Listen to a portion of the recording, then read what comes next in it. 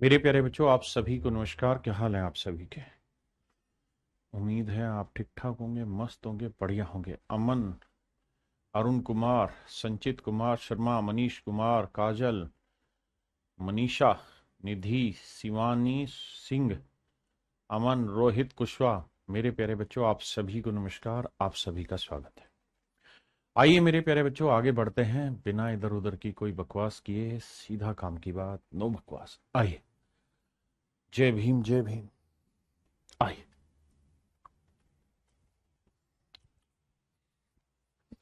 देखिए मेरे प्यारे बच्चों, सवाल में क्या कह रहा है कि ट्रायंगल एबीसी में ए को डी से, बी को ई से तथा सी को एफ से मिलाया गया। डी बी सी को 3:5 में बांटता है। This ratio is 3:5। और ई ए सी को मेरे बच्चे 2:3 में बांट देता है। बहुत बढ़िया। अब हमसे पूछा रहा नहीं, A F is to F B की वैल्यू बताओ क्या होगी, और A O is to O D का रेशियो बताइए क्या होगा। आइए मेरे बाबू, ध्यान से मेरी बात को सुनिए।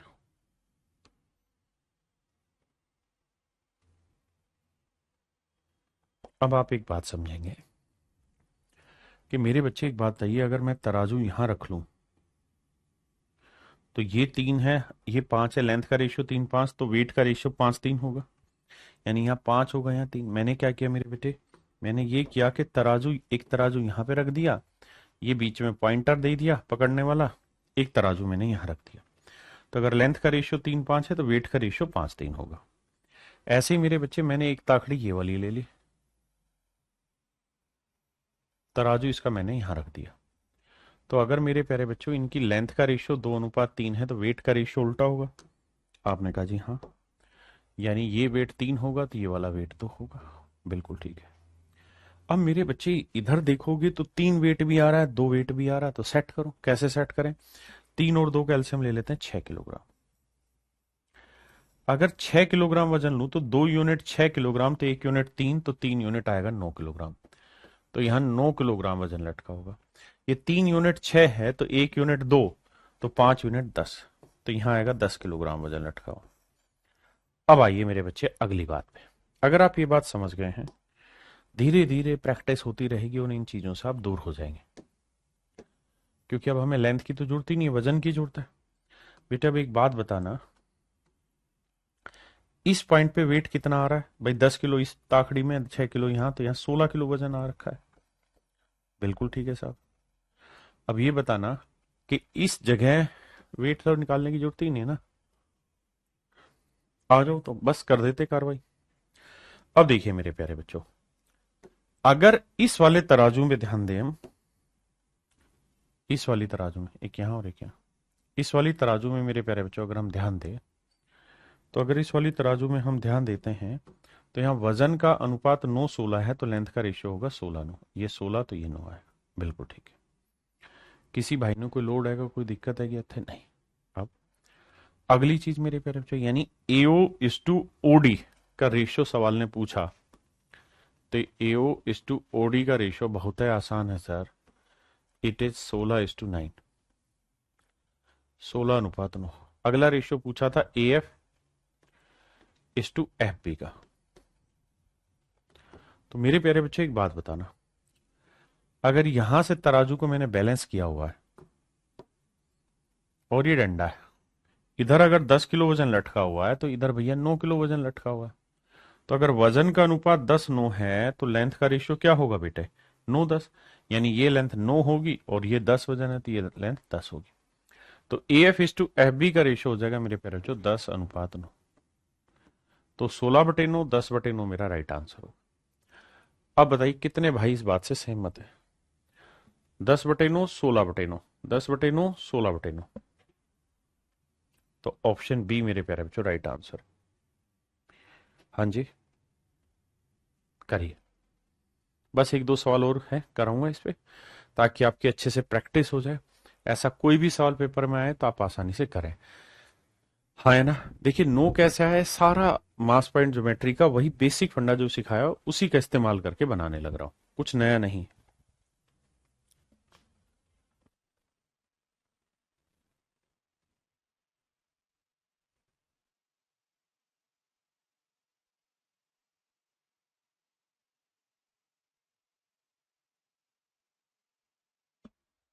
देखिए मेरे भाई, दिए गए चित्र में त्रिभुज एबीसी में ए को डी से और बी को ई से मिलाया गया, डी बी सी को 2:3 में काटता है,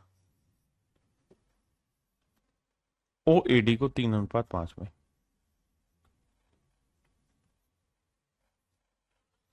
तो ए इज टू ई सी का रेशियो बताओ, B O is to O E का रेशियो बताओ।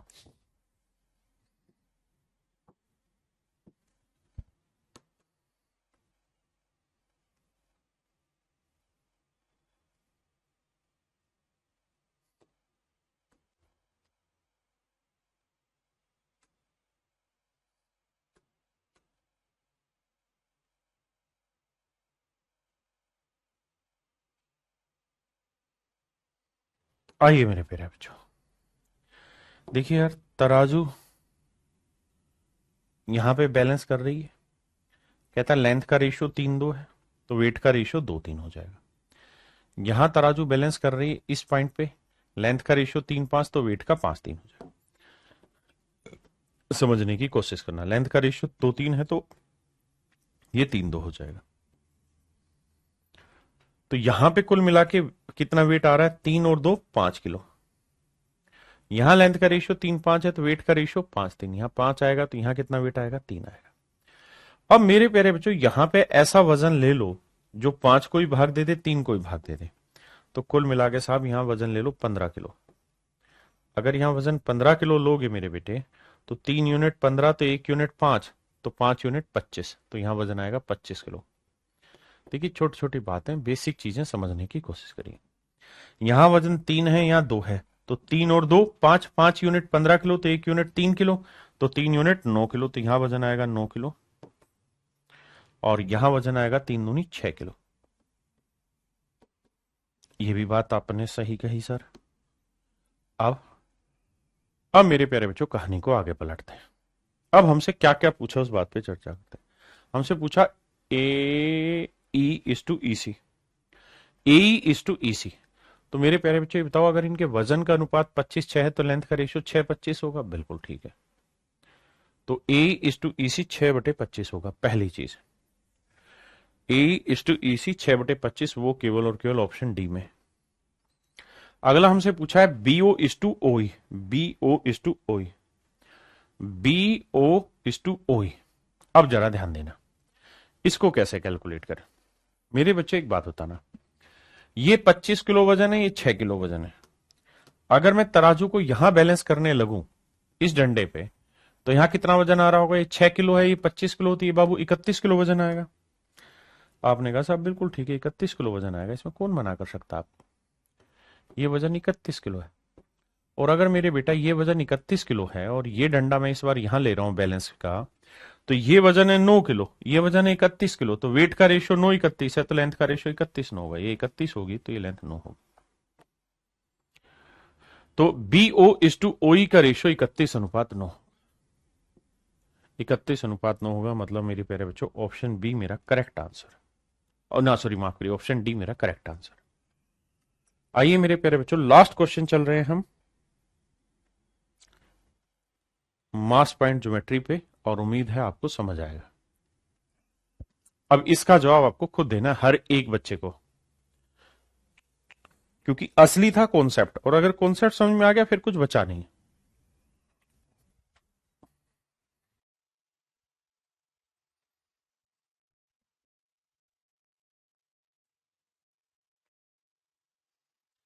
देखिए मेरे प्यारे बच्चों, सवाल में कह रहा है AO is to O D 2:3,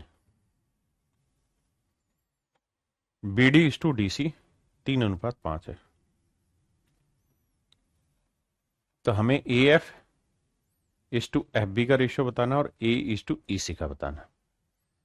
आइए मेरे प्यारे बच्चों, देखो यार, हर किसी को बेसिक कॉन्सेप्ट ही समझना चाहिए। जो तराजू का वजन इधर उधर मैं कर रहा था ना, कि भाई उंगली पे कितना वजन आएगा कहां, वही है मेरे प्यारे बच्चों असली बेसिक कॉन्सेप्ट। अगर आप वो समझ गए उसके बाद सवाल में मुझे नहीं लगता यार किसी भाई बहन को दिक्कत रही होगी।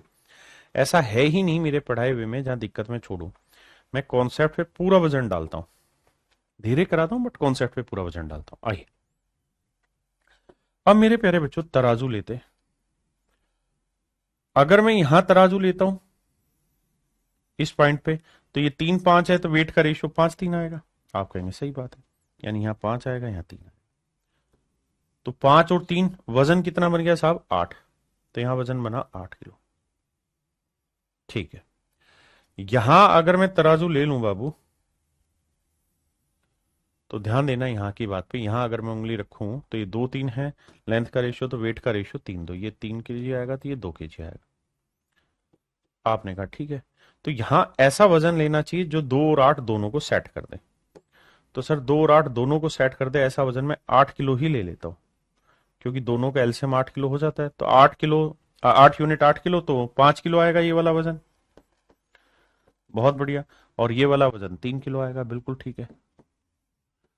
अब मेरे बाबू ये बताइए क्या, कि यहां 8 किलो करेंगे तो 2 यूनिट 8 किलो है, तो 2 यूनिट 8 तो 1 यूनिट 4, तो 3 यूनिट कितना होगा? 12 किलो। तो ये वेट आएगा मेरे प्यारे बच्चों 12 किलो, बिल्कुल ठीक है। अब आइए अगली बात पे, अब व्हाइट लाइनें हटाएंगे, सीधी सीधी लाइनें पहुंचाएंगे। आओ भैया, उम्मीद है आप समझ गए। अब कार्रवाई शुरू करते हैं। अगर ये 12 किलो है, ये 5 किलो है, तो लेंथ का रेशियो उल्टा होगा, 5 12 होगा। ये 12 किलो है, ये 3 किलो है, तो रेशियो लेंगे 3 एकम 3, 3 चौक 12, वजन का अनुपात 4 1 है, तो लेंथ का रेशियो 1 4, ये 1 होगा तो ये 4 होगा। तो ये मेरे प्यारे बच्चों मेरे आंसर होंगे 5/12 1/4। बहुत ही शानदार और बेहतरीन, 5/12 1/4, ऑप्शन ए। मुझे उम्मीद है मेरे प्यारे बच्चों कि आपको मास पॉइंट ज्योमेट्री थ्योरम बहुत अच्छे से क्लियर हो गई। इसमें बढ़िया से आपको चीजें समझ में आई होंगी। मेरे प्यारे बच्चों, इससे सीडीएस में भी क्वेश्चन अटकते हैं, एसएससी में तो दबा के सवाल पूछेगा। मतलब ये एक बेहतरीन कॉन्सेप्ट है जिससे हर एग्जाम में सवाल पूछे जाते हैं, जिसको आप मिस नहीं कर सकते किसी भी हालत में। ये भी ध्यान रखिएगा, कॉन्सेप्ट पे फोकस रखिएगा, सवाल पे नहीं। सवाल बदल सकता है, कॉन्सेप्ट हर सवाल में लगेगा। मेरा तराजू का कॉन्सेप्ट मेरा खुद का बनाया हुआ कॉन्सेप्ट है। आपको ये ध्यान देना है, 2 तराजुएं हैं, इन दोनों तराजुओं के वजन जो है वो बीच वाले बैलेंसिंग पॉइंट पे रहता है। इनकी लेंथ का रेशियो इनके वजन से उल्टा होता है। बस यही तो 2 3 छोटी छोटी बातें इस कॉन्सेप्ट में। भाई तभी तो मुझे देसी टीचर कहते हैं। मैं टीचर इसीलिए तो हूं, मैं यूट्यूबर नहीं हूं ना। हमने तो चीज अपनी खुद की पैदा की हुई है। आइए अब मेरे प्यारे बच्चों आगे बढ़ते हैं।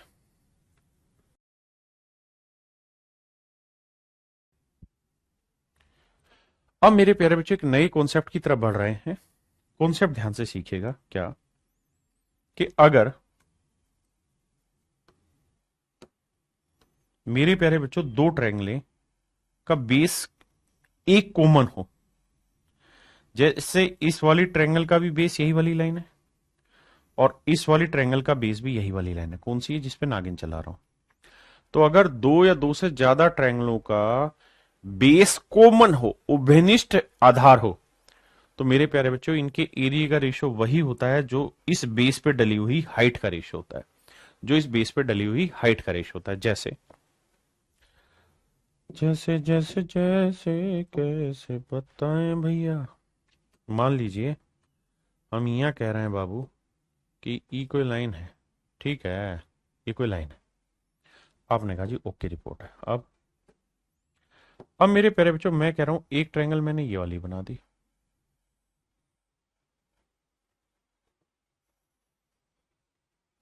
ठीक है साहब। एक ट्रायंगल मैंने ये वाली बना दी,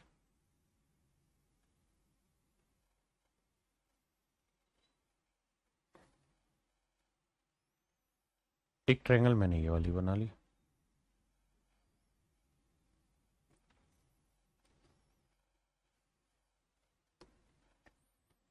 अब इनके मैं नाम रख रहा हूं।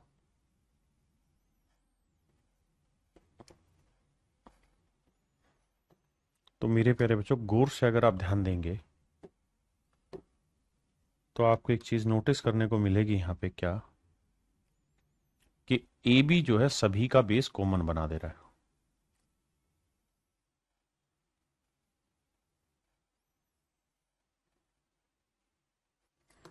मेरे प्यारे बच्चों इस वाले एल्टीट्यूड की लेंथ है ए, इस वाले एल्टीट्यूड की लेंथ है बी, और इस वाले एल्टीट्यूड की लेंथ है सी। अब मैं आपसे ये जानना चाह रहा हूं कि आप मुझे बताइए area of triangle ADB is to area of triangle ACB is to area of triangle AEB। इनके एरिया का रेशियो बताइए क्या होगा। बात खत्म। हाँ जी बताइए।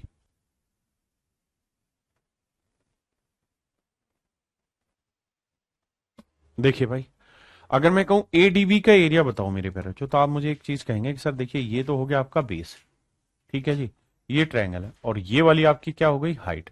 तो half into base into height हो गया एरिया।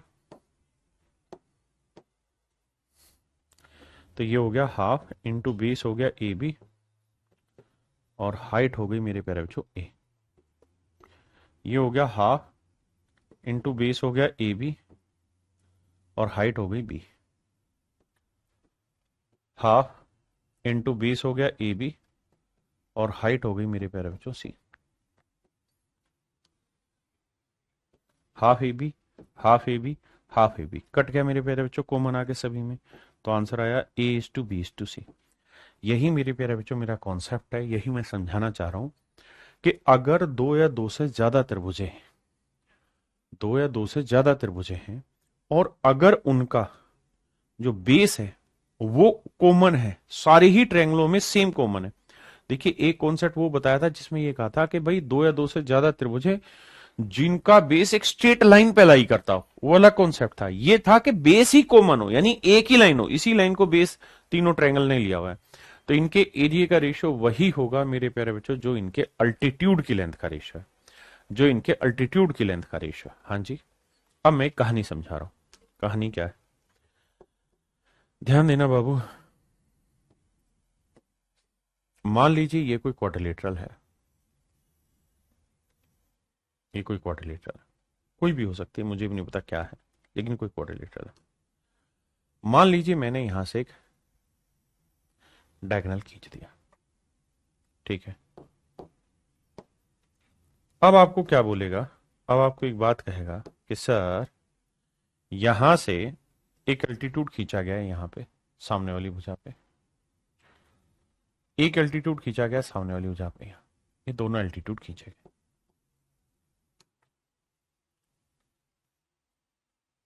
दोनों अल्टीट्यूड खींचे गए। ये क्वाड्रिलेटरल है, ए बी सी और डी। इसका नाम है ई, इसका नाम है एफ। मैं सवाल में आपको कह रहा हूं या दे रहा हूं कि भाई बीई की जो लेंथ है वो 14 सेंटीमीटर है, डीई की जो लेंथ है वो 6 सेंटीमीटर है, और पूरी quadrilateral A B C D का जो एरिया है वो है 80 वर्ग सेंटीमीटर। तो आपने मुझे बताना ट्रायंगल का एरिया ए डी सी का, what is the area of triangle A D C. ये मेरे प्यारे बच्चों मेरा सवाल है, लगाइए दिमाग।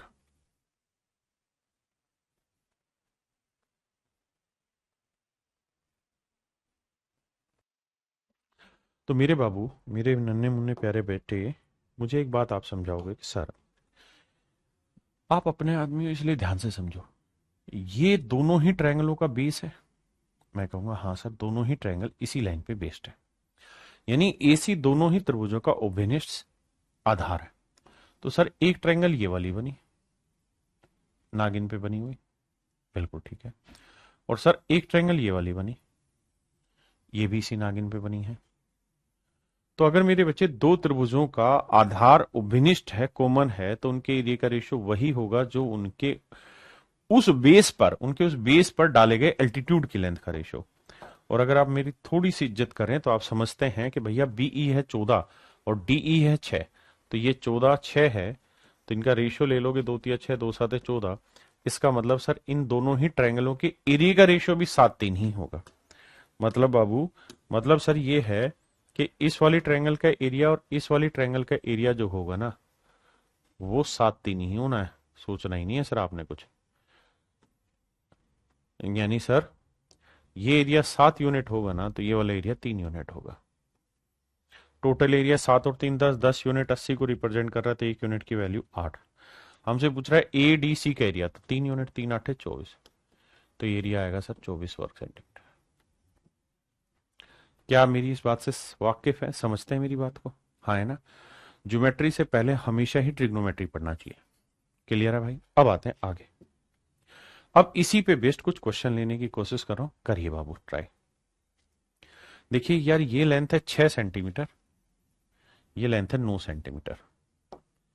लेंथ्स आर वेरी क्लियरली, ये लेंथ है 6 सेंटीमीटर और ये वाली लेंथ है 9 सेंटीमीटर। मेरे बच्चे ध्यान से देखने वाली बात यहां पे ये है कि इन दोनों ही त्रिभुजों में यही बेस है, ये दोनों में कॉमन है, बिल्कुल कॉमन है। तो मेरे प्यारे बच्चों एक बात बताना, अगर ये दोनों में कॉमन है बेस, तो इनकी लेंथ का रेशियो 3 दूनी 6 3 3 9 2 अनुपात 3 है। बिल्कुल है साहब। तो बेटा इन दोनों ट्रायंगल के एरिया का रेशियो भी क्या होगा? 2 अनुपात 3 होगा। यानी एबीसी का 2 होगा तो बीसीडी का 3 होगा। Option B is your right answer मेरे बच्चे। हाँ जी, मैंने गलत लिख दिया था क्या? डी उसमें 6 डी, अच्छा वो नाम गलत लिख दिए थे क्या? ओहो हो डी। ये भैया ई यहां लगा लेना, माफी चाहता हूं। ई यहां लगा देना, ए भैया नहीं, ठीक तो लिखा था। अच्छा मैंने उल्ट डी, ओहो मैं सटिया गया हूं, ये डी एफ था बाबू, डी एफ था, माफी चाहता हूं, माफी चाहता हूं भाई, ये गलत हो गया।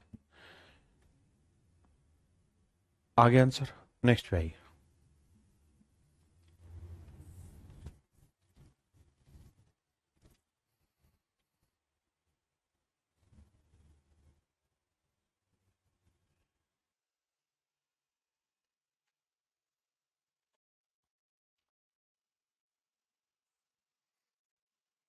आइए मेरे बच्चे देखिए ध्यान से।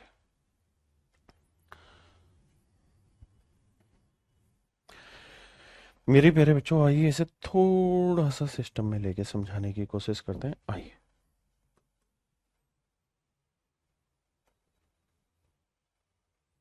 मेरे प्यारे बच्चों, बहुत ही बेहतरीन कॉन्सेप्ट है, इतना जबरदस्त कॉन्सेप्ट है कि आप समझ नहीं पाएंगे इस कॉन्सेप्ट को। देखिए यार, सवाल में कह रहा है कि ये कोई ट्रायंगल है। कौन सी ट्रायंगल है साहब? ये वाली ट्रायंगल है, ए बी सी। ये एक त्रिभुज है जी, बहुत बढ़िया। और एक ट्रायंगल है ए डी सी, ये भी। सवाल में मेरे नन्हे मुन्ने बच्चों ये कह रहा है क्या, कि भैया ये दो मीडियन खींची हमने, एक मीडियन खींची है ये वाली और एक मीडियन खींची ये वाली, यानी ये मध्य बिंदु से होकर जाने वाली सीधी लाइन है। सवाल ने ऐसा कहा है कि भाई एडी जो है वो मीडियन है, मतलब मध्य बिंदु से होकर मिल निकल रही है, और इनकी मीडियन की लेंथ का रेशियो 7:11 है। ठीक है भाई। अब मेरे प्यारे बच्चों, मैं आपसे कुछ चर्चा करना चाह रहा हूं, अगर आप प्यार प्रेम से मुझे देखें तो सवाल की तरह। चर्चा मैं ये कर रहा हूं कि मैं यार ये ट्रायंगल ले रहा हूं, एक ट्रायंगल ये वाली, इसमें मजा नहीं आ रहा, रेड कलर करते हैं, नहीं व्हाइट, इसमें भी मजा नहीं आ रहा। एक ट्रायंगल मेरे प्यारे बच्चों ले रहा हूं मैं ये वाली, बहुत बढ़िया। एक ट्रायंगल ले रहा हूं मेरे प्यारे बच्चों मैं ये वाली। मैं आपसे सिर्फ ये जानना चाह रहा हूं कि जो दोनों ट्रायंगले हैं ये आपस में सिमिलर हैं या नहीं। आप कहेंगे बिल्कुल है सर, कैसे सिमिलर है? कहा है कि सर ये वाला एंगल और ये वाला एंगल दोनों आपस में इक्वल होंगे। क्यों सर? सर हम इन्हें कहते हैं वर्टिकली अपोजिट एंगल शीर्षाभिमुख कोण, वर्टिकली अपोजिट एंगल शीर्षाभिमुख कोण, ये कहलाते हैं मेरे प्यारे बच्चों वर्टिकल अपोजिट एंगल शीर्षाभिमुख कोण। बहुत बढ़िया। ये एंगल है 90 डिग्री का और मेरे प्यारे बच्चों ये वाला कोण भी है 90 डिग्री का। अगर किसी त्रिभुज के कोई दो कोण आपस में बराबर आ जाते हैं तो त्रिभुज क्या हो जाती है मेरे प्यारे बच्चों? से वो हो जाती है सिमिलर। और अगर सिमिलर है तो इनकी हर करस्पॉन्डिंग साइड्स का रेशियो 7:11 होगा। अगर इनका रेशियो 7:11 है तो ये वाली साइड 7 अनुपात होगी तो ये 11 अनुपात होगी, ये वाली लेंथ 7 अनुपात होगी तो ये वाली लेंथ 11 अनुपात होगी। आपने कहा सर बात पल्ले पड़ गई, समझ में आ गई बात कि सर ये सिमिलर हो जा रही है, इसी वजह से आप ऐसा कह रहे हैं कि इनकी लेंथ का रेशियो 7:11 आएगा। ये लेंथ 7 आएगा सर तो ये वाली लेंथ 11 आएगी। बिल्कुल ठीक है। अब बताओ सर आगे क्या कहना चाह रहे हो? मैं आगे ये कहना चाह रहा हूं, थोड़ी देर के लिए इस लाइन को हटा दे रहे हैं। so that you will feel better, so that you will feel better.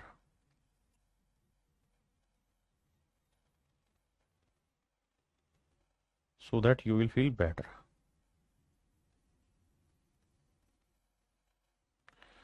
ताकि आपको अच्छा महसूस हो सवाल में।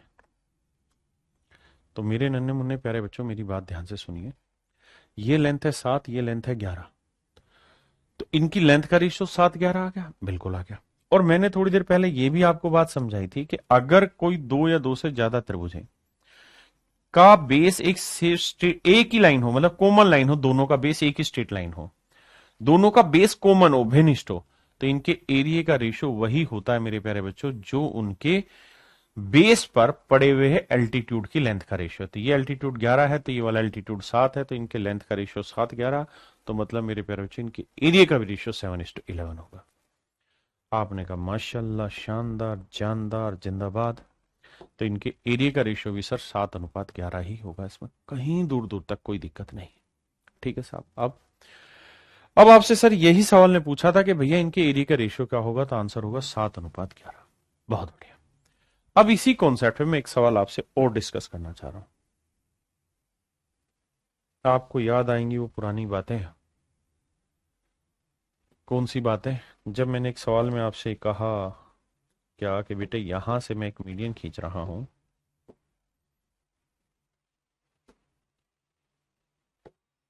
एक मध्यिका खींच रहा हूं यहां से, और एक मीडियन मैं खींच रहा हूं यहां से। आपने कहा ठीक है सर, ये दो मध्यिकाएं मैंने कहा कि मेरे बेटा मैं खींच रहा हूं।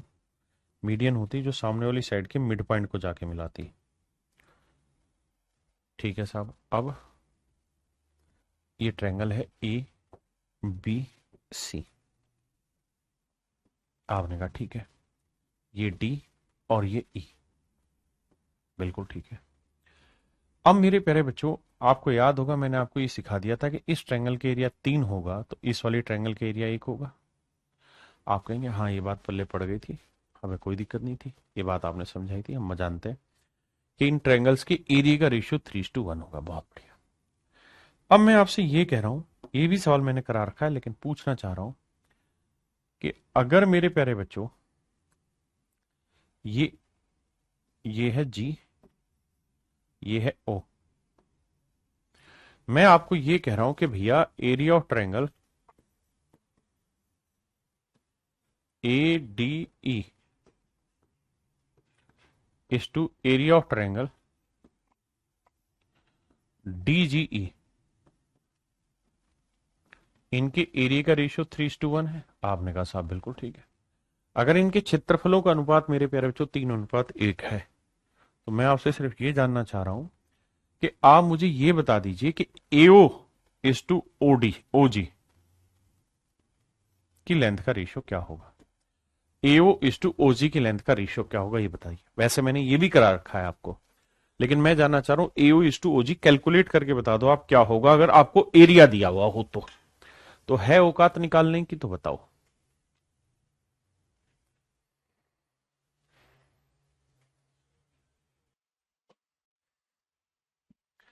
देखिए बाबू, ध्यान से आइए।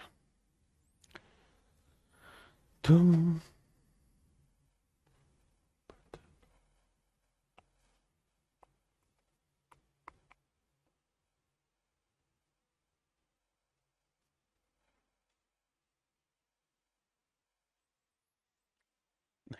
बनेगी नहीं।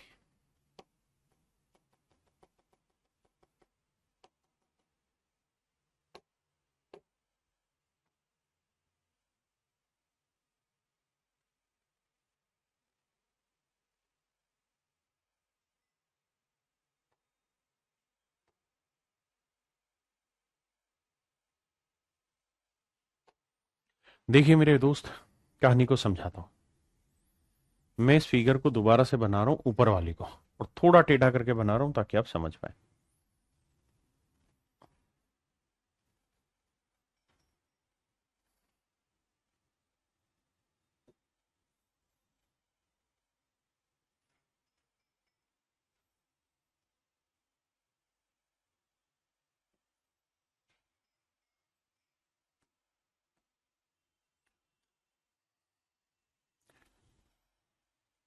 सिर्फ समझाने के लिए कि पता नहीं पेपर में कौन सा पार्ट आप यूज कर लें।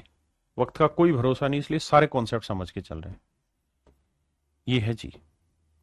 मेरे प्यारे बच्चों, मैं ये कह ही रहा हूं कि इन दोनों ट्रायंगल के एरिया का रेशियो 3:1 है। आपने कहा अगर मेरे बच्चे इन दोनों ही ट्रायंगल के एरिया का रेशियो 3:1 है, तो यहां से सामने वाली लाइन पे जो अल्टीट्यूड हम ड्रॉ करेंगे, यानी यहां से सामने वाली लाइन पे ये अल्टीट्यूड, और यहां से सामने वाली लाइन पे ये वाला अल्टीट्यूड, अगर ये अल्टीट्यूड हम ड्रॉ करेंगे मेरे प्यारे बच्चों, तो ये जो अल्टीट्यूड ड्रॉ होंगे, ये तय है कि जो दोनों एल्टीट्यूड हम ड्रॉ करेंगे मेरे नन्हे मुन्ने प्यारे बच्चों, इनकी भी लेंथ का रेशियो 3:1 होगा, क्योंकि जो इनके एरिया का रेशियो होगा वही इनके एल्टीट्यूड की लेंथ का रेशियो होगा। आपने कहा बिल्कुल ठीक है।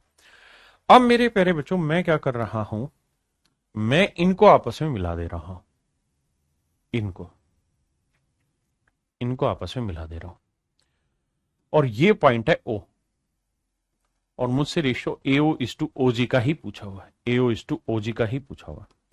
तो बस इस बात को आप ध्यान से देखिएगा, यहां वाली कहानी कोई क्या कि मेरे प्यारे बच्चों यहां दो सिमिलर ट्रायंगल बनेंगी। कौन कौन सी? एक तो ये वाली, ये त्रिभुज, और एक ये वाली ट्रायंगल, दोनों आपस में सिमिलर हो जाएंगी। क्यों? क्योंकि ये वाला एंगल और ये वाला एंगल इक्वल होगा, वर्टिकल अपोजिट एंगल कहलाएगा। ये वाला कोण और ये वाला कोण मेरे प्यारे बच्चों वर्टिकल अपोजिट एंगल कहलाएगा, शीर्षाभिमुख कोण कहलाएगा।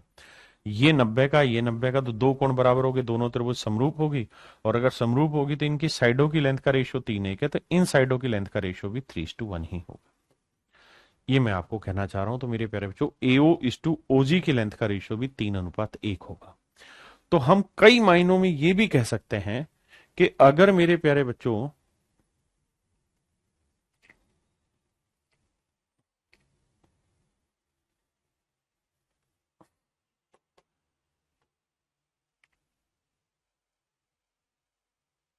तो कई मायनों में मेरे प्यारे बच्चों हम ये भी कह सकते हैं कि अगर इन ट्रायंगल के एरिया का रेशियो 3:1 है, अगर इन दोनों त्रिभुजों के एरिया का रेशियो 3:1 है, तो इन पे जो अल्टीट्यूड डालोगे उनकी लेंथ का रेशियो भी 3:1 होगा।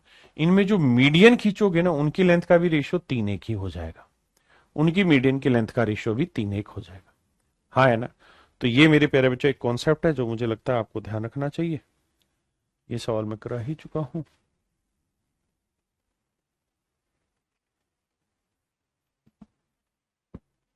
अब आते हैं मेरे प्यारे बच्चों अगले कॉन्सेप्ट पे।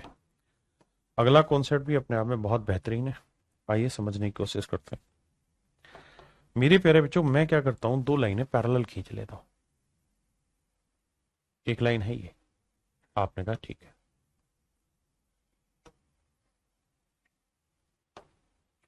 दूसरी लाइन मेरे प्यारे बच्चों एक मैंने ये खींच ली।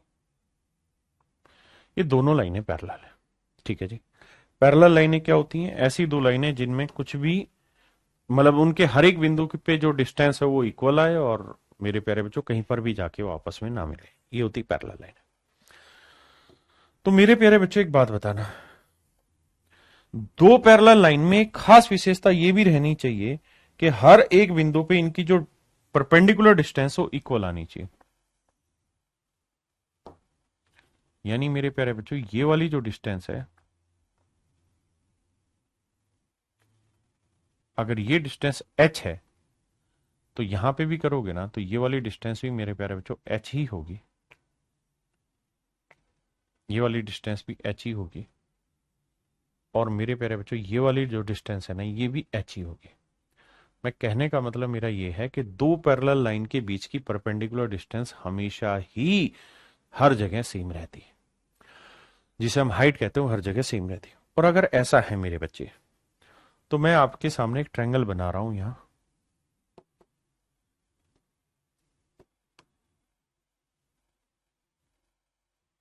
एक ट्रायंगल बना रहा हूं मेरे बच्चे, ये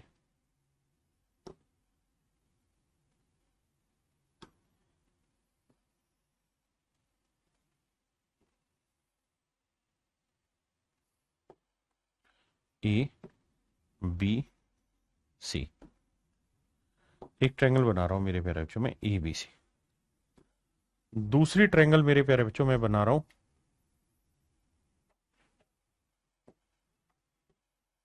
ये, तो मैं आपसे जानना चाह रहा हूं कि एरिया ऑफ ट्रायंगल एबीसी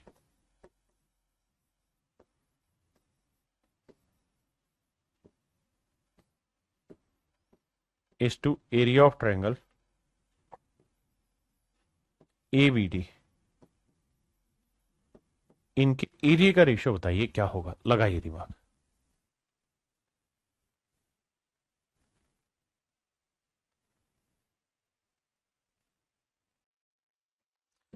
तो आप एक बात कहेंगे कि सर आपने एक वक्त पे समझाया था हमें ये बात कि दो पैरेलल लाइन, वो वक्त कब आया था सर? वो पिछले साल आया था वक्त, है अबे अभी समझाया था डकनो कि साहब अगर दो लाइनें आपस में पैरेलल हैं तो उनके बीच की परपेंडिकुलर डिस्टेंस हर जगह सेम रहती है। तो आप यहां लो या वहां लो, हर जगह कहीं पे भी लोगे तो वो एच ही आएगी। तो मेरे प्यारे बच्चों, ए बी सी इस वाली ट्रायंगल का भी एरिया अगर हम निकालेंगे तो हाफ इंटू बेस हो गया ए बी और हाइट हो गई एच, और ए बी डी का भी एरिया निकालेंगे तो हाफ इंटू बेस हो गया मेरे प्यारे बच्चों ए बी, और हाइट इसकी भी एच ही ली जाएगी।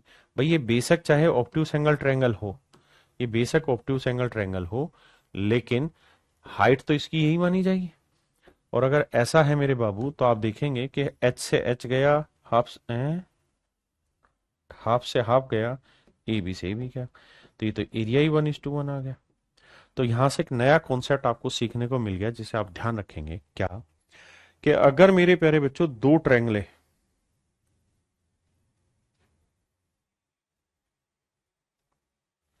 कहां बनाया हुआ है, इस बात को ध्यान दीजिए, मैं लिखवा देता हूं इस कॉन्सेप्ट को, पहले इंग्लिश में लिखवाता हूं या हिंदी में लिखवाता हूं। दो पैरेलल लाइन के बीच, पैरेलल लाइन के बीच वे एक ही आधार पर, दो पैरेलल लाइन के बीच वे एक ही आधार पर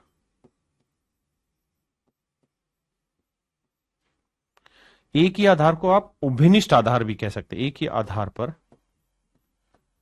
बने त्रिभुजों का क्षेत्रफल समान होता है, बने त्रिभुजों का क्षेत्रफल समान होता है, समान होता है।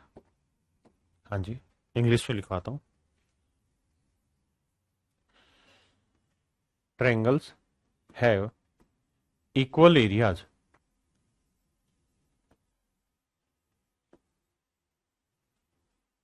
if they are between two parallel line, they are between two parallel line and having a common base, and having a common base। सवाल में ये कह रहा है कि भाई एक उभयनिष्ठ आधार हो, एक उभयनिष्ठ आधार हो और दो पैरेलल लाइन के बीच में लाई करती हो। अगर ऐसी दो ट्रायंगलें हैं तो उनका एरिया हमेशा ही मेरे प्यारे बच्चों इक्वल होगा। मेरी बात समझ पाए? अगर दो त्रिभुजें हैं, ध्यान देना, अगर दो त्रिभुजें हैं, दो या दो से ज्यादा कितनी भी त्रिभुजें हो, अगर वो किसी दो पैरेलल लाइन के बीच बनी हुई है, दो पैरेलल लाइन के बीच बनी हुई है, और सर उनका बेस कॉमन है, उभयनिष्ठ है, तो उनके क्षेत्रफल भी हमेशा बराबर होंगे। जैसे एग्जांपल के तौर पे यहां लाता हूं, यहां ये मेरे प्यारे बच्चों, जैसे मेरे प्यारे बच्चों एक ट्रायंगल मान लीजिए मैंने बनाया इस बेस पे ये वाला, ठीक है, एक ट्रायंगल मैंने बनाया इस बेस पे ये वाला, एक ट्रायंगल मैंने बनाया इस बेस पे ये वाला। अगर आप ध्यान से नोटिस करेंगे इस बात को तो आप इस बात को पाएंगे कि भाई तीनों ही ट्रायंगल का बेस क्या है, एक कॉमन है, और तीनों की तीनों ट्रायंगलें क्या है, दो पैरेलल लाइन के बीच में बनी हुई है।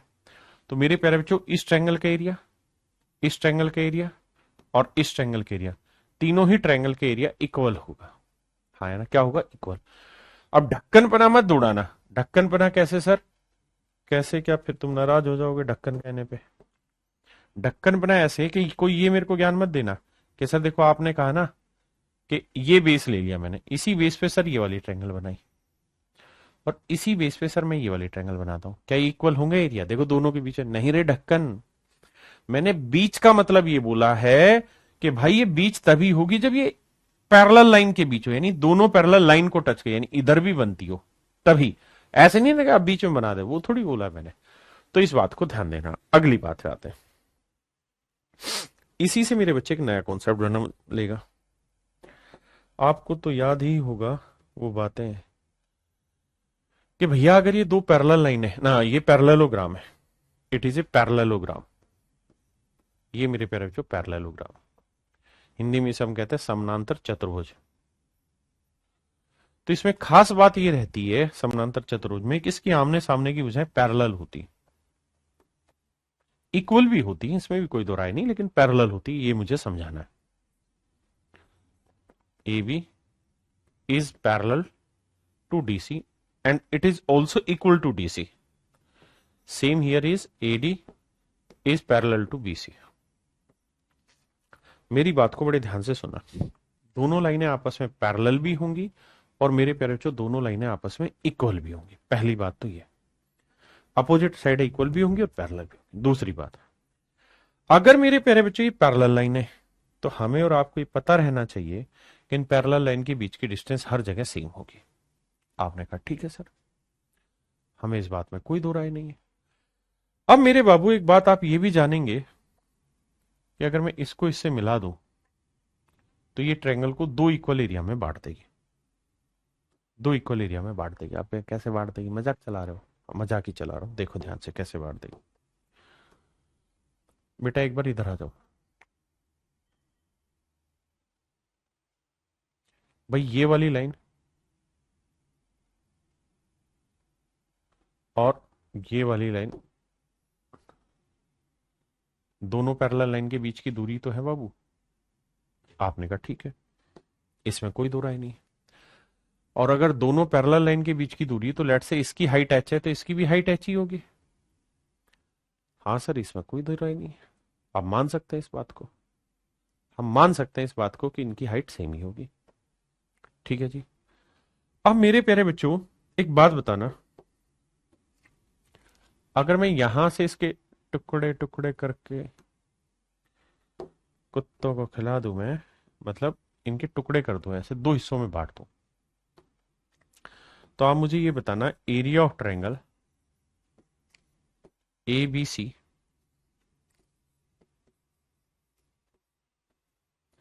Is to area of triangle A C D. इनके एरिया का रेशियो बता सकते हैं आप कहें बता सकते हैं सर।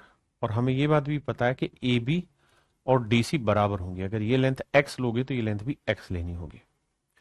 और ये आपने एल्टीट्यूड खींचे हैं सर इस पे। तो सर एक मोटी मोटी बात समझिएगा कि अगर मैं इस वाली ट्रायंगल के एरिया आपसे पूछूं तो इस वाले ट्रायंगल के एरिया होगा half into base into height. A B C half into base into height.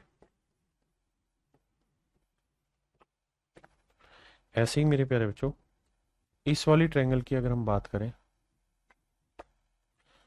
तो बेस हो गया एक्स और हाइट हो गई एच। तो इस वाली ट्रायंगल का एरिया होगा half into base into height. आप कहेंगे बिल्कुल ठीक है। तो मेरे प्यारे बच्चों आपने एक चीज नोटिस की कि ये और ये कट के 1:1 आ गया, यानी इक्वल एरिया हो गया, 1:1 में आ गया। बहुत गहरी बातें चल रही, बहुत वक्त लगेगा, धीरे धीरे समझोगे। बिल्कुल सही है सर, ये 1:1 में बांट रही है। अब आगे, अब मेरे बच्चे मैं आपको कहना ये चाह रहा हूं कि जितना एरिया इस ट्रायंगल का होगा ना, उतना ही एरिया इस पूरी ट्रायंगल का होगा। यानी अगर डायगोनल खींचते हो तो दो इक्वल एरिया में बांट देती है। और अगर आपको पैरेललोग्राम का एरिया निकालना हो ना, तो आप ये बताओ इस वाली ट्रायंगल का एरिया क्या होगा इस वाली का? तो आप कहेंगे कुछ नहीं sir, half into base into height. Half base हो गया एक्स और हाइट हो गई एच। तो इस वाली का भी एरिया यही आएगा, half into base into height. तो इसे डबल कर दूंगा तो पूरी पैरेललोग्राम का एरिया आया एक्स इंटू एच। पैरेललोग्राम का एरिया आया मेरे प्यारे बच्चों एक्स इंटू एच। मतलब ये मेरे प्यारे बच्चों कि अगर ये पैरेललोग्राम है और ये इस साइड की लेंथ ए है, इस साइड की लेंथ बी है, पैरेललोग्राम है, ध्यान देना।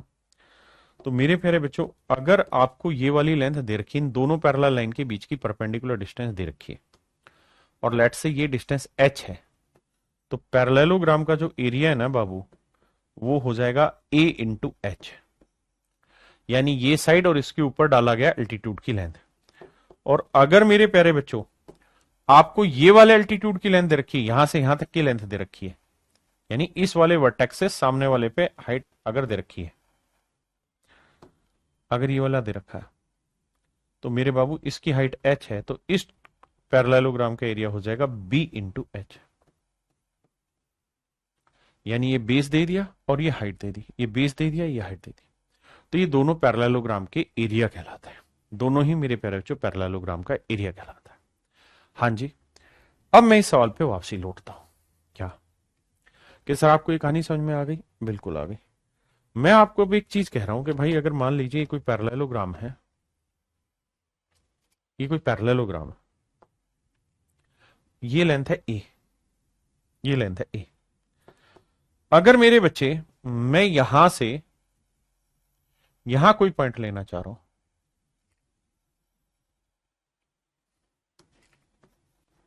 ए बी सी डी, बड़े ध्यान से मेरी बात सुनिए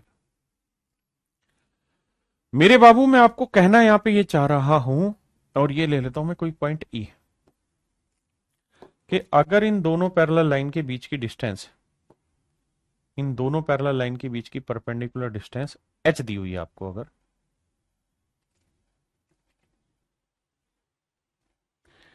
इन दोनों पैरेलल लाइन के बीच की परपेंडिकुलर डिस्टेंस एच है, तो मेरे प्यारे बच्चों पैरेललोग्राम का एरिया क्या होगा?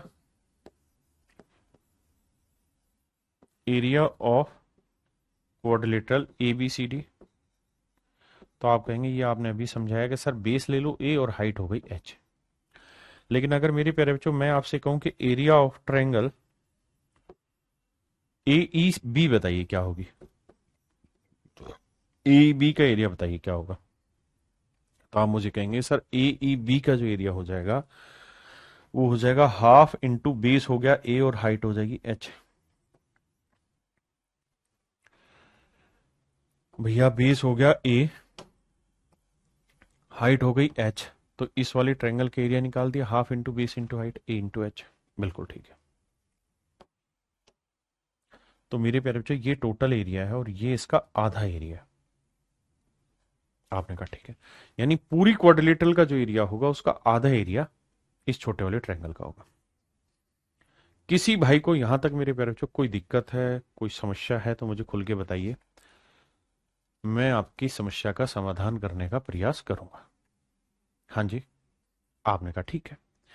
तो मेरे बच्चे अब मैंने ये समझाया आपको कि अगर किसी पैरेललोग्राम में किसी भी बिंदु को अगर आप दो साइडों से मिलाओगे तो इस ट्रायंगल का जो एरिया बनेगा पूरी ट्रायंगल की, इस पूरी क्वाड्रिलेटरल के एरिया का आधा हो। फिर से समझाने की कोशिश करता हूं। देखिए कॉन्सेप्ट समझाने में वक्त लगता है,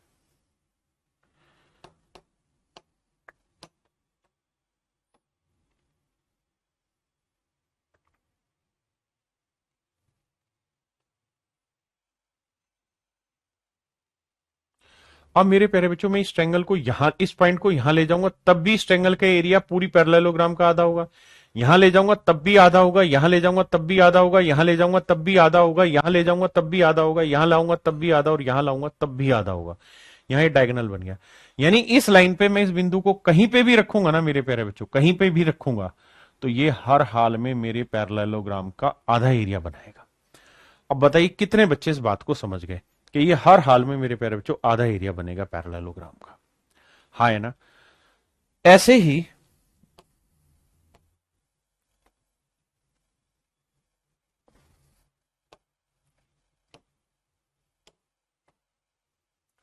मेरे प्यारे बच्चों मैं यहां कोई लाइन ले लूं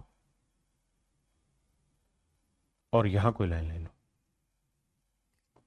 तो मैं यहां लाऊंगा तब भी ये पूरे पैरेललोग्राम का आधा एरिया बनेगा, यहां लाऊंगा तब भी आधा, यहां लाऊंगा तब भी आधा, यानी किसी भी बिंदु पे इस लाइन पे कहीं पे भी घुमाता रहूंगा ना तो ये आधा ही एरिया बनाएगा। ये कहो ना कि भाई बताओ ये एरिया कितना है, तो भी आधा है। पूरी पैरेललोग्राम का एरिया 100 है तो ये ट्रायंगल का एरिया 50 है। अब बताओ जी कितना है? अभी भी 50 ही है। अब बताओ जी अब कितना है? अभी भी 50 ही होगा। अब बताओ साहब अब कितना है? अभी भी 50 होगा। अब बताओ साहब अब कितना है, अभी भी 50 होगा, यानी ये मेरे प्यारे बच्चों बराबर एरिया बनाएगा। ये मैं आपको समझाने की कोशिश कर रहा हूं, that's my point and I hope you will understand it very much clearly. हाँ है ना, क्या मेरी बात समझ गए? ये पैरेललोग्राम में, रोम्बस में, स्क्वायर में, रेक्टेंगल में, हर एक में अप्लाई होगा, इस बात को ध्यान रखिएगा। यानी अगर मैं यहां पे एक रेक्टेंगल बना दूं बाबू मेरे, ये मैंने रेक्टेंगल बना दिया, रेक्टेंगल समझते हो ना, आयत जिसे कहते हैं, और मैं यहां से एक लाइन यहां ले जा रहा हूं और एक लाइन यहां ले जा रहा हूं, तो मेरे प्यारे बच्चों ये वाला एरिया भी आधा ही होगा पूरी रेक्टेंगल का, ये भी आधा होगा, ये कहीं पे भी मैं इस बिंदु को ले जाऊं रेक्टेंगल का एरिया आधा ही होगा, है ना, कहीं पे भी ले जाऊंगा इट विल बी हाफ। जरूरी नहीं ये ऐसे हो, ये ऐसे भी हो सकता है कि मैं यहां लाऊं, यहां लाऊं, बहुत बार कंफ्यूजन क्रिएट कराएगा, ये बिल्कुल मिड पॉइंट पे दे देगा तो बच्चे को लगेगा आधा है, अगली बार वो यहां दे देगा, बच्चे को लगेगा ये अलग हो गया तो सर जी ने पढ़ाया नहीं, यहां दे देगा वो और अलग लगेगा। भाई ये यहां दे, यहां दे, यहां दे, यहां दे, कहीं पे भी दे दे, ये एरिया पूरी रेक्टेंगल का आधा ही होगा, ये मैं आपको समझाने की कोशिश कर रहा हूं। यही सब मेरे प्यारे बच्चों आपका पैरेललोग्राम में भी चलना है, यही सब मेरे प्यारे बच्चों आपका रेक्टेंगल में चलना है, यही सब आपका स्क्वायर में भी चलना है। हाँ है ना, स्क्वायर में मीन्स में इस बार एक बहुत प्यारा सवाल दिया, सवाल ये दिया कि भैया ये कोई वर्ग है, ये कोई वर्ग दिया, ठीक है, और बहुत चालू था पेपर वाला, उसने क्या किया, यहां एक ट्रायंगल बना दी और पूछा इसका एरिया कितना होगा। अच्छा वो इतना चतुर कि ये साइडों की लेंथ दे दी, इसे एक्स मान लिया, इसे वाई मान लिया और घुमा लिया पूरे सवाल को, जबकि बच्चा ये समझ ही नहीं पाया कि इस ट्रायंगल के एरिया चाहे वो यहां हो, चाहे वो यहां हो, चाहे वो यहां हो या मिड पॉइंट पे हो, हर जगह पूरी क्वाड्रिलेटरल का आधा होगा, स्क्वायर का आधा एरिया होगा, यहां करोगे तब भी। बच्चे को लगा अगर यहां होता तो आधा हो जाता, अगर यहां दे दिया तो आधा थोड़ी होगा यार, यहां तो ये कुछ और ही कहानी बन रही, नहीं बाबू, जहां मर्जी हो हर जगह आधा ही होगा, ये मैं समझाने की कोशिश कर रहा हूं और उम्मीद है आपको ये बात अच्छे से समझ में आ गई होगी, क्योंकि इसी पे बेस्ड अब आगे आने वाले टाइम में क्वेश्चन ले रहा हूं। आखिरी कॉन्सेप्ट ले रहा हूं मेरे प्यारे बच्चों,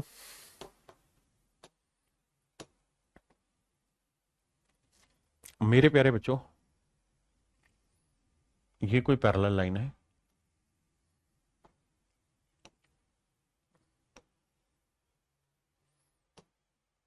ये कोई पैरेलल लाइन है और ये दूसरी पैरेलल लाइन है, ठीक है जी, दो पैरेलल लाइन,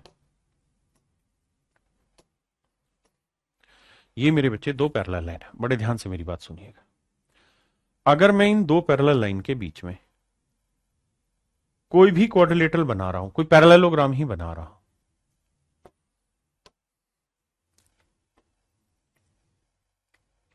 लेट्स से ये पैरेललोग्राम मैं बना रहा हूं, आपने कहा जी ठीक है, अब मेरे बच्चे में एक पैरेललोग्राम और बना दे रहा हूं,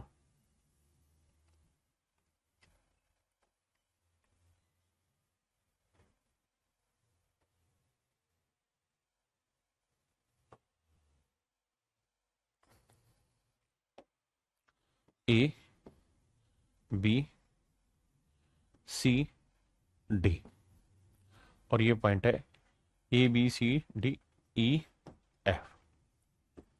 तो मेरे प्यारे बच्चों जितना area of parallelogram A B C D का होगा ना मेरे बाबू, उतना ही एरिया,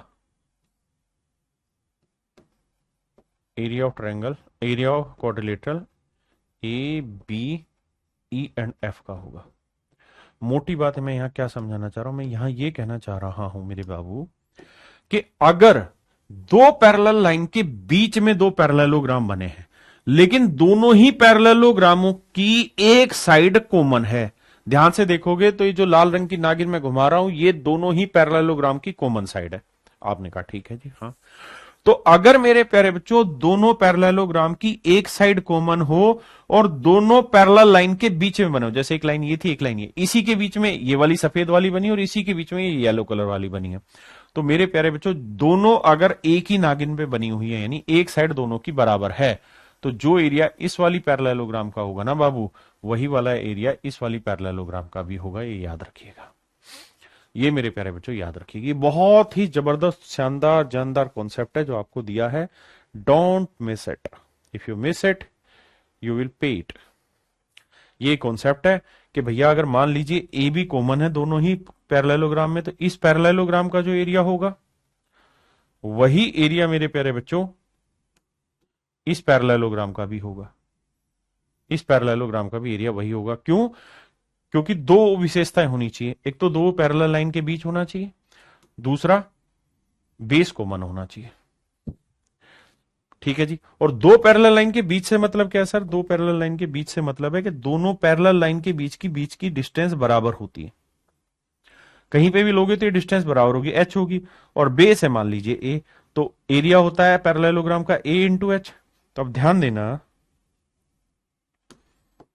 अगर आप ये वाली पैरेललोग्राम लेंगे इसका एरिया भी यही तो हुआ, बेस इंटू हाइट। आपने कहा ठीक है साहब, इसमें कोई दो राय नहीं है। अब अगर मेरे प्यारे बच्चों मैं आपको ये कहूं कि मैं ये वाली पैरेललोग्राम ले रहा हूं जिसमें मैंने नागिन घुमाई हुई है पूरे में, तो इसका एरिया भी बेस इंटू हाइट ही होगा। तो इस वजह से दोनों पैरेललोग्राम का मेरे प्यारे बच्चों एरिया बराबर हो जाता है। ये मेरा कहने का अर्थ है यहाँ पे। अब कितने बच्चे इस बातों को, इन बातों को समझ गए हैं? वो हाथ उठाएं और ताली बजाएं और घर को लौट जाए। हम तो ठहरे परदेसी, साथ क्या निभाओगे? हम जो ठहरे परदेसी, साथ क्या निभाओगे? सुबह वाली गाड़ी से तुम तो लौट जाओगे। करिए मेरे बच्चे। Just focus on parallel lines concept that I delivered to you, my dear student. If you focus on your concept, then everything will be clear. Nitish Kumar ji, आकाश सरोज जी, अभिषेक कुमार, वाह, मोहित गैडलिंग, गादलिंग, ये कौन सा गोत्र हुआ भाई? मोहित बाबूराव गादलिंग। चलिए मेरे प्यारे बच्चों, इस बात को समझो, हमेशा टीचर में और यूट्यूबर में फर्क होता है। मैं टीचर हूं, मैं कॉन्सेप्ट बहुत अच्छे से डिलीवर करूंगा, आपको बहुत वक्त लेके डिलीवर करूंगा। आइए, कहता है एक त्रिभुज और एक समानांतर चतुर्भुज एक ही आधार पर और समान समांतर रेखाओं के विकर्ण है। देखिए जी, एक चतुर्भुज और एक समानांतर, एक त्रिभुज और एक समानांतर चतुर्भुज, ये होगी मेरे प्यारे बच्चों दो मतलब पैरेललोग्राम। तो ये तय है कि दोनों लाइनें आपस में पैरेलल है? बिल्कुल है साहब। दूसरी कहानी ये भी ध्यान रखिएगा कि बबू आईसी के अंदर एक ट्रायंगल बनी है, एक ही आधार और समांतर त्रिभुज और समांतर, ठीक है। कह रहा जी यही हमने एक ट्रायंगल बनाई हुई है, तो ये ट्रायंगल बना दी।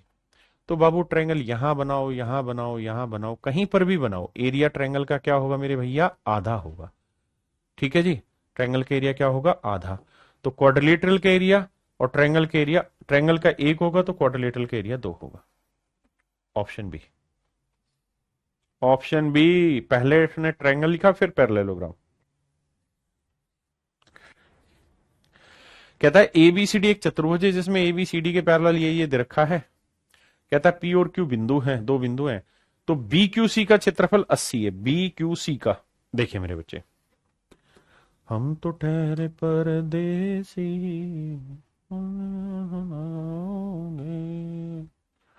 सुबह वाली गाड़ी से हम तो लौट जाए। देखिए मेरे बच्चे, ये है बी क्यू सी।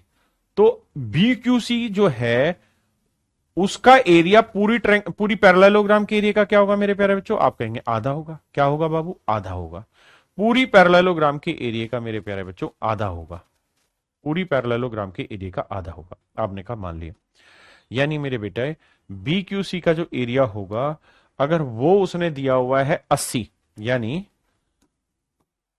ये वाला एरिया मेरे प्यारे बच्चों अगर 80 दिया हुआ उसने, तो पूरी पैरेललोग्राम का एरिया कितना निकल के आ जाएगा? 160। 80 का डबल 160 है। हाँ सर, हम ये बात मानते हैं और आपकी बात की इज्जत करते हैं, हमें समझ में आ गई ये बात 160। अब मेरे प्यारे बच्चों एक बात बताना, पूरी पैरेललोग्राम का एरिया 160 है? बिल्कुल है। अब मैं आपसे जानना ये चाह रहा हूं मेरे बेटे कि मुझे इस वाली ट्रायंगल के एरिया बताओ। तो सर ये भी पूरी पैरेललोग्राम का आधा ही घूमना है, इसमें दिक्कत थोड़ी है, ये भी आधा ही होना है। तो पूरी पैरेललोग्राम का एरिया अगर 160 है बाबू, पूरी पैरेललोग्राम का एरिया 160 है, तो इस वाली ट्रायंगल का एरिया होगा 80। इसका भी 80 होगा। और यही आपसे मेरे बच्चे पूछा हुआ है कि भैया इसका एरिया बताइए क्या होगा, तो मेरे बच्चे 80। आइए, नजर नजर का खेल है, नजर नजर में बात। देखिए सवाल में कह रहा है A B C D and A B E F are parallelogram. Which ones are parallelogram my dear? These two are parallelogram, this one is parallelogram.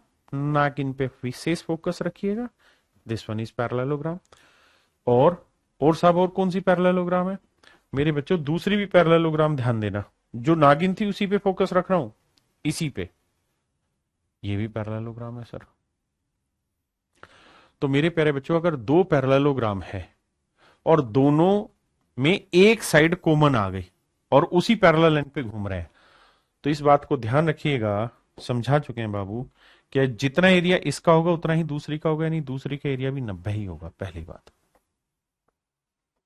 इसमें सोचना नहीं, इसमें सोचना नहीं। अगली बात कह रहा है ए बी पी का एरिया बताइए। तो मेरे प्यारे बच्चों एक बात बताइए, मैं कोई भी पैरेललोग्राम ले रहा हूं, लेट से ये ले रहा हूं समझाने के लिए, तो बेटा ये बताओ इस पैरेललोग्राम का एरिया कितना है? तो आप कहेंगे 90 है, पीछे भी दिखाया। अगर इसका एरिया 90 है मेरे बाबू, इसका एरिया 90 है, तो एक बात बताओ, इस पैरेललोग्राम का एरिया 90 है, तो मैं यहां से यहां वाला एरिया लूंगा तो ये पैरेललोग्राम का आधा ही तो होगा। आपने कहा हाँ सर ये आधा होगा, तो इसका मतलब ए बी पी का एरिया कितना हो जाएगा? 45। बिल्कुल ठीक है सर, ये 45 होगा। देखिए फिगर जब तक आप बार बार बना बना के तोड़ मरोड़ के पेश नहीं करेंगे, आप सीखेंगे ही नहीं कभी भी। 45। अगला है कि B E F, B E F, B E F का एरिया बताइए। तो मेरे बेटे एक बात बताइए, बीई एफ ये वाला एरिया बताना।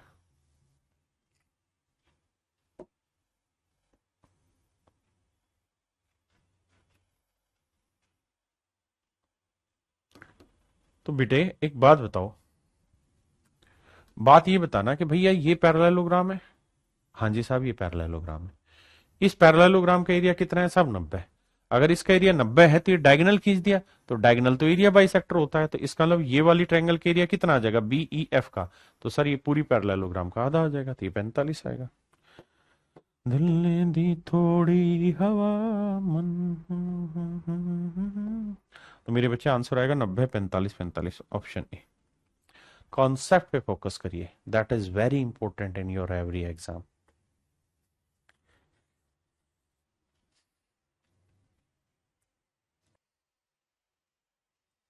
देखिए मेरे बच्चे सवाल में ये कह रहा है कि भैया दो पैरेललोग्राम है P Q R S, P Q R S. तो ध्यान देना इस वाली लाइन पे, ठीक है साहब। और अगला है ए बी सी ना, ए बी आर एस, इसमें भी मेरे बच्चे इसी लाइन पे ध्यान देना। आपने कहा बिल्कुल ठीक है। तो दोनों पैरेललोग्राम का पहली बात तो एरिया सेम होगा, है ना।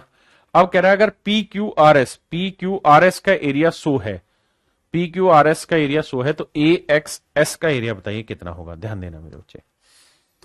दिल ने दी थोड़ी हवा मन।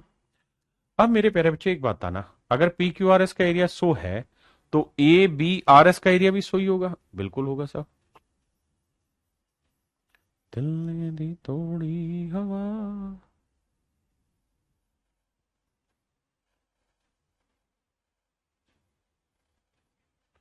अब देखिए सवाल देखने में मजा आ रहा है नहीं आ रहा?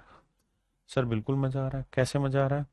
कि सर पूरी इस पैरेललोग्राम का भी एरिया 100 होगा, हमने ये वाला साइड पकड़ रखा है, तो भैया इस ट्रायंगल का एरिया क्या होगा? आधा होगा, 50। तो आंसर आएगा 50। हाँ है ना मेरे प्यारे बच्चे, मेरा आंसर। देखिए यार सवाल में ये कह रहा है कि ए बी सी डी समानांतर चतुर्भुज है। ए बी सी डी एक समानांतर चतुर्भुज है मेरे प्यारे बच्चों।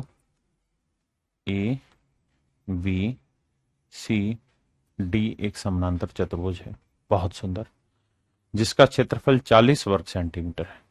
तो area of triangle P C D बताइए। तो पी सी एंड देन फिर डी, इस ट्रायंगल का एरिया बताना है मेरे प्यारे बच्चों क्या होगा।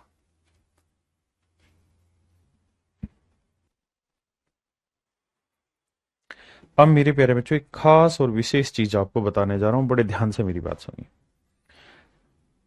देखिए इस बात को तो आप समझते हैं कि लाइनें आपस में पैरेलल हों तो दो पैरेलल लाइनों और एक ही आधार पर बने त्रिभुजों का क्षेत्रफल हमेशा बराबर होता है। आपने कहा जी ठीक है। अब आप ये बात तो जान ही रहे हैं कि ये एक पैरेललोग्राम है। आपने कहा बिल्कुल ठीक है।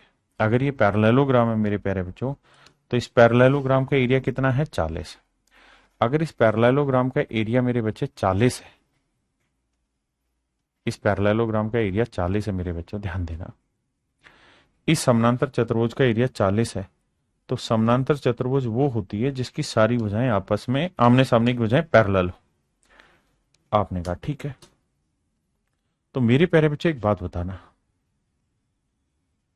इसी ट्रायंगल से मैं ये बेस बनाऊं। अब देखिए ट्रायंगल ये वाली लूं मैं, इसका भी एरिया उतना ही होगा क्योंकि दो पैरेलल लाइन के बीच चल रही है। यहां लूं तब भी एरिया उतना ही रहेगा। तो हर हाल में इसका एरिया क्या होगा, सेम होगा। सेम होगा इस ट्रायंगल के एरिया, कहीं पे भी लेके चला जाऊं। और ये पैरेललोग्राम का आधा है। आप कहें जी पल्ले नहीं पड़ी बात, कोई दिक्कत नहीं, समझाते हैं भाई, समझाने की कोशिश करते हैं। पल्ले क्यों नहीं पड़ रही आपको, थोड़ा और दिखाते हैं दूर की चीजें, तब पल्ले पड़ेगी।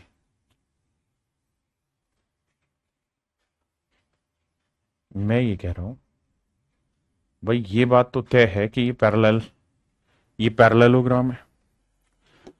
अगर मेरे प्यारे बच्चों ये पैरेललोग्राम है तो ये वाली लाइन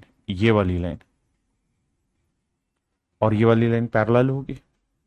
और अगर मैं इसी लाइन को एक्सटेंड कर रहा हूं तो ये भी पैरेलल ये लाइन होगी इन दोनों के। आपने कहा ठीक है। अब मुझे एक चीज बताना मेरे प्यारे बच्चों, इसी बेस पे तो मैं ट्रायंगल बना रहा हूं ये वाली। आपने कहा ठीक है। तो इस ट्रायंगल के एरिया क्या होगा सर, पूरी पैरेललोग्राम का आधा। और इसी बेस से मैं ट्रायंगल यहां बनाऊं तो भी पैरेललोग्राम का आधा, यहां बनाऊं तब भी आधा, यहां बनाऊं तब भी आधा, और यहां बनाऊंगा तब भी मेरे प्यारे बच्चों आधा ही होगा। हाँ है ना, तब भी मेरे बच्चे क्या होगा, आधा होगा। तो इसका मतलब मेरे प्यारे बच्चों ये वाली जो ट्रायंगल बनी ना डी पी सी, डीपीसी या पीसीडी, इसका एरिया भी 40 का आधा ही होगा एंड दैट इज 20 वर्ग सेंटीमीटर, 20 वर्ग सेंटीमीटर।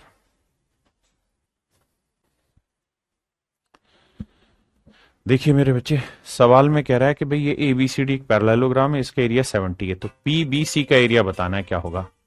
तो ये बात आपको बताई कि मेरे बच्चे कहीं पे भी बनाओगे इसे तो ये एरिया हमेशा ही क्या होगा, आधा होगा। ये एरिया आधा होगा, यहां बनाओ यहां बनाओ यहां बनाओ, कहीं भी बनाओ आधा बनाए। दूसरा, अगर इस वाली लाइन को, ये जो लाइन है आपकी एडी, इसको मैं इधर बढ़ा दूं या इधर बढ़ा दूं तो भी मेरे बच्चे दोनों सिचुएशन में इस पैरेलल लाइन पे जहां पे भी बनेगा ना तो ये एरिया आधा ही होगा पूरी पैरेललोग्राम का, ध्यान रखना। इधर अगर मैं बढ़ाता चला जाऊंगा ना यहां तो भी ये आधा ही रहेगा। तो ये एरिया मेरे प्यारे बच्चों क्या रहना है, आधा रहना। तो 70 का आधा हो जाएगा मेरे बाबू 35।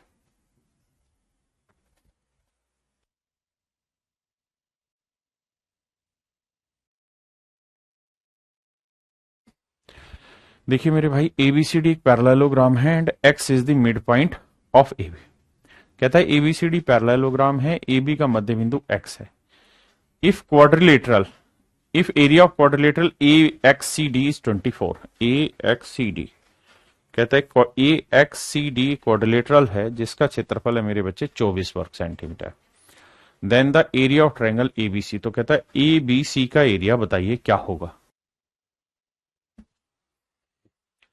मेरे प्यारे बच्चों एक बात बताना, थोड़ी देर के लिए कुछ चीजें छिपाऊंगा आपसे क्योंकि जब तक कुछ छिपाएंगे नहीं तब तक आपको समझा पाएंगे नहीं। मेरे बच्चों मुझे सिर्फ ये बताना ईमानदारी से कि आपको ये बात बताई थी कि मेरे प्यारे बच्चों किसी भी ट्रायंगल में अगर उसके किसी वर्टेक्स से सामने वाली साइड के मिड पॉइंट को मिलाएंगे तो जो लाइन बनेगी वो मीडियन कहलाएगी और ये एरिया बाइसेक्टर होती है, एरिया को दो बराबर इक्वल पार्ट्स में बांटती है। आपने कहा बिल्कुल ठीक है। अब सवाल में खुद ही कह रहा है बाबू कि x जो है वो मिड पॉइंट है। अगर मेरे प्यारे बच्चों x मिड पॉइंट है, आपने कहा ठीक है, अगर x मिड पॉइंट है तो ये तय है कि ये मीडियन कहलाई। ये जो है मेरे प्यारे बच्चों मीडियन है। भाई किसी वर्टेक्स से सामने वाली साइड के मिड पॉइंट को मिलाने वाली लाइन ही तो मीडियन कहलाती है। बिल्कुल ठीक है। तो अगर ये मिड पॉइंट है और ये मीडियन है तो जितना एरिया इसका होगा उतना ही एरिया मेरे प्यारे बच्चों इसका होगा। आपने कहा ये बात ठीक है सर, हम इस बात से सहमत है। अब मेरे बच्चे एक बात बताना, अब इधर आ जाइए और मुझे खुल के बताइए A B C D parallelogram है कि नहीं। आप कहीं सर दे रखी है। अगर ये पैरेललोग्राम है तो ये इसका डायगोनल है, और मैंने बताया कि डायगोनल एरिया बाइसेक्टर होता है, यानी ये इस एरिया को दो बराबर भागों में बांटेगा। बिल्कुल ठीक है साहब। अगर ये दो बराबर भागों में बांटेगा तो ये एरिया एक और एक दो है, ये एरिया एक और एक दो है, एक और एक दो है, तो मेरे नन्हे मुन्ने प्यारे बच्चों ये वाला एरिया भी क्या होगा, दो। भाई ये एरिया एक और एक दो है तो ये वाला एरिया भी क्या होगा, दो। तो पूरा एरिया कितना बना, दो और एक तीन और एक चार। तो पूरी क्वाड्रिलेटरल का एरिया 4 यूनिट हुआ, जबकि वो रिप्रेजेंट कर रहा है 24 वर्ग सेंटीमीटर को।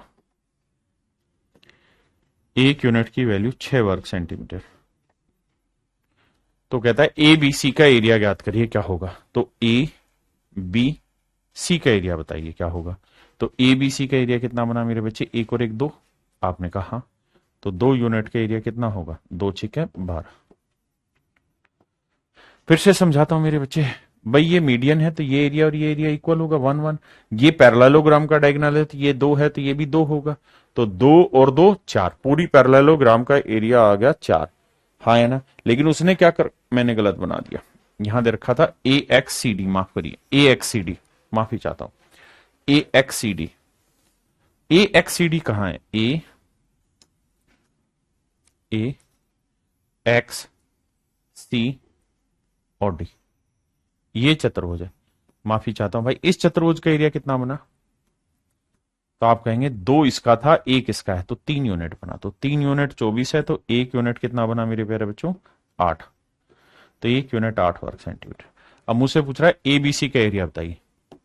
किसका मेरे प्यारे बच्चों, ए बी सी का, इसका एरिया बताइए।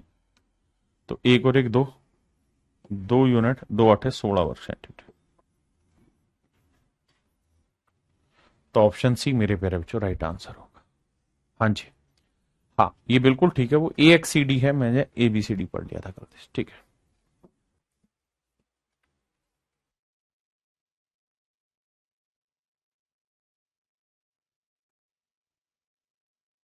देखिए मेरे भाई, सवाल में कह रहा है कि P Q R S is a parallelogram with P Q side 8 centimetre.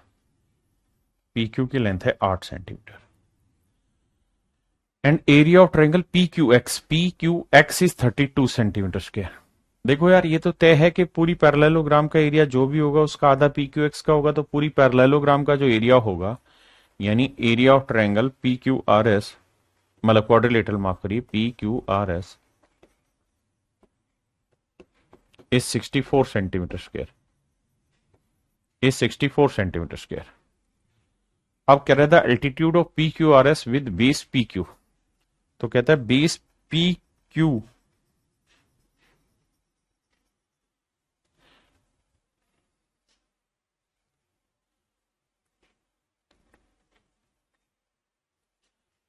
कहता है पी क्यू से इस बेस की हाइट निकालनी क्या होगी। आइए मेरे प्यारे बच्चों, यानी हमसे वो ये पूछ रहा है कि भैया यहां से ये जो हाइट ड्रॉ करनी है, ये जो हाइट है किसी भी बिंदु से, ये हाइट क्या होगी। देखिए मेरे बच्चे, दो तरीके हैं हाइट को ड्रॉ करने के, मतलब इसके हाइट की वैल्यू निकालने के। पहली बात तो ये कि आपको पता है कि पैरेललोग्राम का एरिया कैसे निकलता है ना। तो आप कहेंगे पैरेललोग्राम का एरिया निकलता है साइड की लेंथ गुना हाइट, 8 गुना ही हाइट h मान ले रहे, और पूरी पैरेललोग्राम का एरिया दे रखा है 64। तो 8 8 64, तो मेरे प्यारे बच्चों हाइट निकल के आ गई 8 सेंटीमीटर। एक तो तरीका हुआ ये। दूसरा, हम दूसरा तरीका ये कर सकते हैं कि इस एल्टीट्यूड को यहां खींच लें। तो मेरे प्यारे बच्चों आप एक काम ये भी कर सकते हैं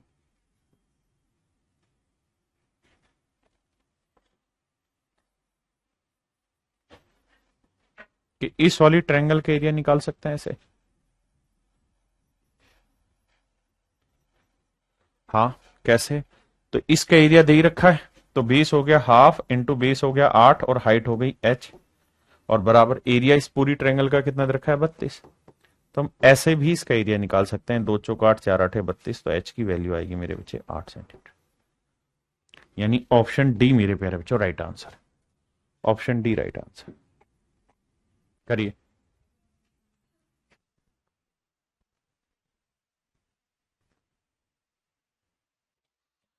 देखिए मेरे बच्चे एक बात बताइए, मैं आपसे एक बात जानना चाह रहा हूं, मैं आपसे एक बात जानना चाह रहा हूं। बात यह है मेरे प्यारे बच्चों कि अगर मान लीजिए ये कोई ट्रायंगल है, ये कोई ट्रायंगल है, दोस्तों ध्यान से सुनना, ये कोई त्रिभुज है।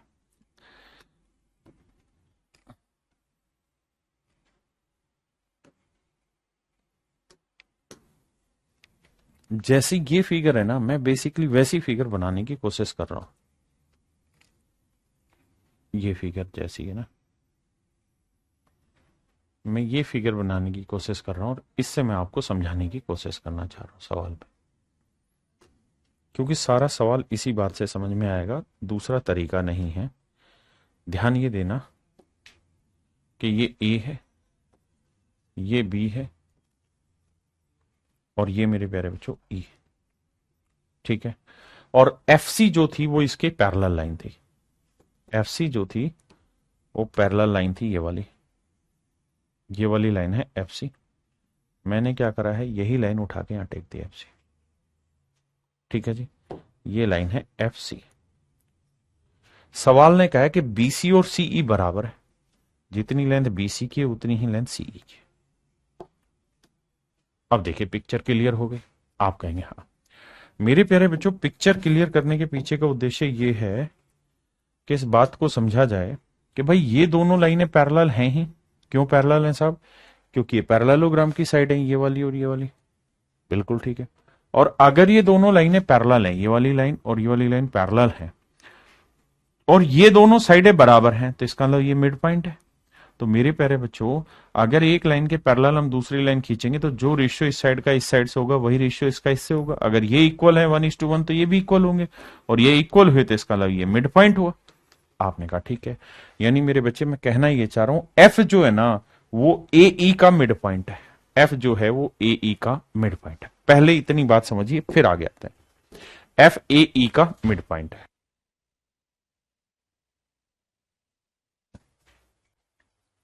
और अगर मेरे बच्चे एफ ए का मिड पॉइंट है तो इसका मतलब ए बी की लेंथ 2 होगी तो एफ सी की लेंथ 1 होगी। यानी कहने का मतलब अगर ए बी की लेंथ 2 होगी तो एफ सी की लेंथ 1 होगी। आप कहेंगे बिल्कुल ठीक है।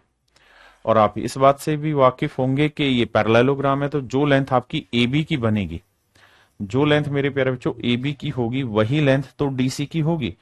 हाँ जी, तो ये लेंथ 1 है तो ये पूरी 2 है, तो ये भी क्या आएगी 1। तो ये लेंथ भी मेरे प्यारे बच्चों कितनी आएगी 1। तो ये लेंथ भी मेरे प्यारे बच्चों 1 आएगी। आपने कहा ठीक है। अब मेरे बच्चे, आप तो समझदार हैं, और अगर आप समझदार हैं तो मेरी बात को ध्यान से रीड करिएगा जो मैं समझाना चाह रहा हूं।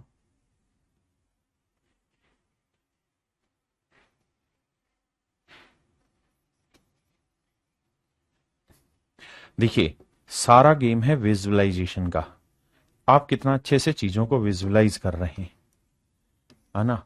अगर आपकी विजुअलाइजेशन ठीक है तो आपका सवाल करने का तरीका फिट होगा। आइए मेरे बच्चे, अब एक बात तो आप समझेंगे, और वो ये कि सर इस वाले वर्टेक्स से सामने वाली साइड के मिड पॉइंट को मैंने मिला दिया, क्योंकि एफ मिड पॉइंट मैंने प्रूफ कर दिया। अगर आप किसी बिंदु से सामने वाली भुजा के मध्य बिंदु को मिलाएंगे तो ये जो लाइन बनेगी ये मीडियन कहलाएगी। और मीडियन बेसिकली मेरे प्यारे बच्चों एरिया बाइसेक्टर होती है। तो ये एरिया 1 होगा बाबू, तो ये वाला एरिया भी 1 होगा, ये मैं कहना चाह रहा हूं। यानी ये दोनों एरिया आपस में इक्वल होगा। आपने कहा ठीक है जी। और अगर ये दोनों एरिया इक्वल हैं तो हमें ये बात समझनी चाहिए पूरे दिलो जान से कि भैया ये एरिया तो उसने दे रखा है पहले से 3 है, तो ये एरिया 3 है बाबू, तो ये वाला एरिया भी तो 3 ही होगा क्योंकि इक्वल है। बिल्कुल ठीक है। और मेरे प्यारे बच्चों ये पैरेललोग्राम है ए बी सी डी, और अगर ये पैरेललोग्राम है और ये इसका डायगोनल है तो डायगोनल क्या करता है जी, पैरेललोग्राम को दो इक्वल एरिया में बांटता है। तो ये एरिया 3 और 3 6 है, तो ये वाला एरिया भी मेरे प्यारे बच्चों क्या होगा 6, ये एरिया भी क्या होगा 6। तो पूरी पैरेललोग्राम का एरिया होगा 6 3 9 और 3 12। तो मेरे प्यारे बच्चों मेरे पैरेललोग्राम का एरिया आ जाएगा 12 वर्ग सेंटीमीटर। हाँ जी,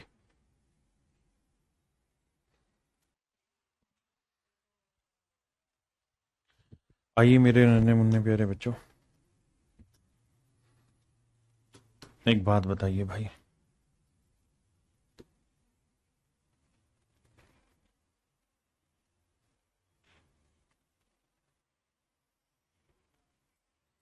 ये ट्रायंगल दिखाई दे रही है जी? आप कह रहे हैं नहीं दिखाई दे रही।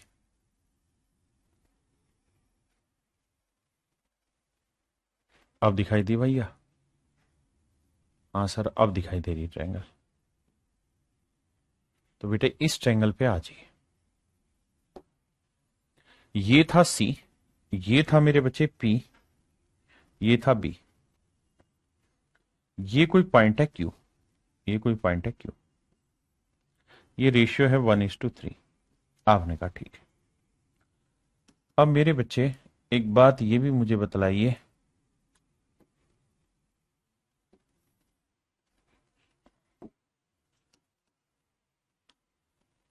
और बड़े ध्यान से मेरी बात को सुनिए समझिए।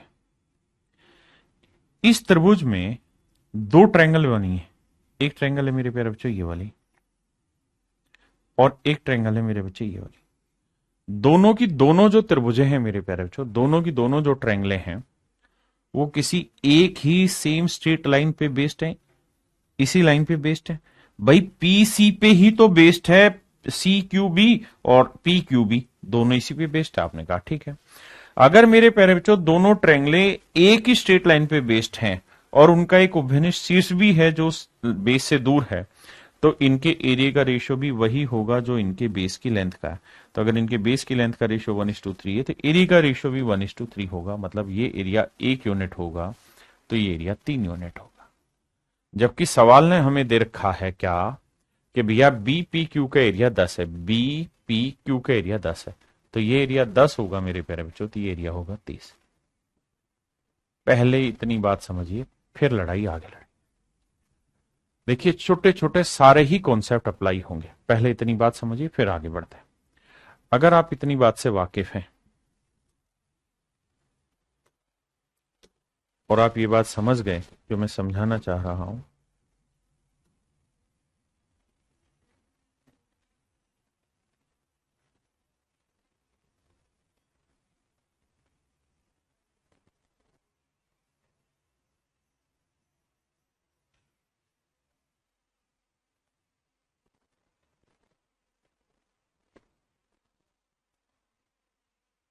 देखिए मैटर है विजुअलाइजेशन का, आप विजुअलाइज कर पाते हैं कि नहीं। अगर आप विजुअलाइज कर रहे हैं मेरे बाबू तो आप सब ठीक कर जाएंगे। अब मेरी बात पे विशेष ध्यान दिया जाए और फोकस रखा जाए सवाल पे कि भाई ये एरिया पी बी सी का एरिया कितना बना, 10 और 30 40। आपने कहा ठीक है, तो ये एरिया बना सर 40। अब मेरे प्यारे बच्चों सवाल में ये कह रहा है कि P जो है वो भुजा ए बी का मध्य बिंदु है, P is the mid point of side A B.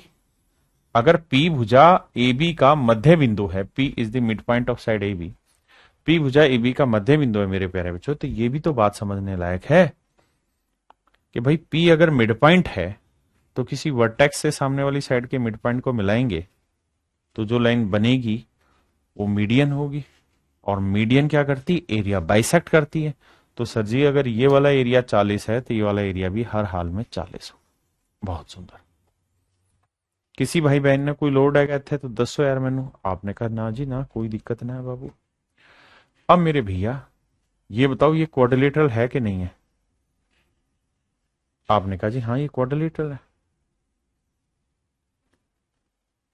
अगर ये क्वाड्रिलेटरल है, ये चतुर्भुज है, तो ध्यान देना ए बी सी डी ये चतुर्भुज है। अगर ये चतुर्भुज है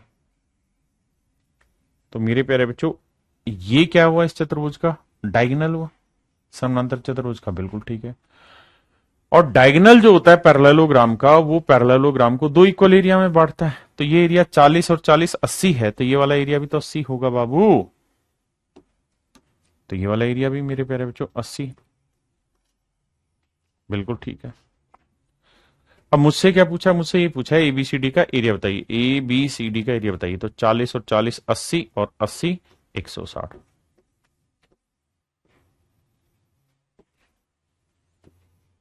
तो मेरे प्यारे बच्चों ऑप्शन सी मेरा एब्सोल्युटली करेक्ट है।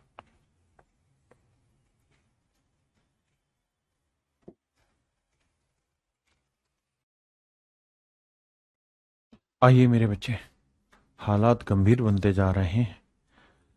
अजीत यादव भाई, हालात गंभीर नहीं है, सोचने की कोशिश करो। धीरे धीरे शुरुआत में सबको मुश्किलें होती है। सवाल में कह रहा है जी ये साइड और ये साइड तीनों ही आपस में बराबर है। अगर तीनों ही आपस में बराबर है मेरे बाबू, तो एक बात को ध्यान से समझिएगा, सारा खेल विजुअलाइजेशन का है। मेरे प्यारे बच्चों एक बात बताना, ये जो लाइन है, इस लाइन में ये वाली वैल्यू और ये वाली वैल्यू बराबर है, तो ये इसका मिड पॉइंट हुआ। बिल्कुल। अगर मेरे प्यारे बच्चों ये दोनों ही साइडों की लेंथ आपस में बराबर है, तो ये मिड पॉइंट हुआ। बिल्कुल ठीक है। तो किसी वर्टेक्स से सामने वाली साइड के मिड पॉइंट को मिलाने वाली जो लेंथ होती है वो मीडियन कहलाती है। हाँ जी, सामने वाली साइड के मिड पॉइंट को मिलाने वाली लेंथ क्या कहलाती है? मीडियन कहलाती है। और अगर ये मीडियन है तो ये ट्रायंगल को दो इक्वल एरिया में बांटेगी। ये एरिया एक होगा तो ये एरिया भी एक होगा। बिल्कुल ठीक है भाई, ये एरिया एक हुआ तो ये वाला एरिया भी तो एक हुआ। हाँ जी। दूसरा, अगर मोटी मोटी बात करोगे, ध्यान दोगे, तो इस वाली ट्रायंगल में आ जाइए। आप कहेंगे बिल्कुल, तो सर इस वाली ट्रायंगल में ये वाली साइड और ये वाली साइड इक्वल है, तो ये मिड पॉइंट हुआ, और ये मिड पॉइंट हुआ तो ये मीडियन हुई। मीडियन हुई तो ये इक्वल एरिया में बांटेगा। बिल्कुल ठीक है। आप कहेंगे ये बात बिल्कुल सही है सर, जितना एरिया इसका होगा उतना एरिया इसका होगा। अब मेरे प्यारे बच्चे एक बात बताना और खुल के मुझे मेरी बात समझाना, उसके बाद की चर्चाएं बाद में करूंगा आपसे।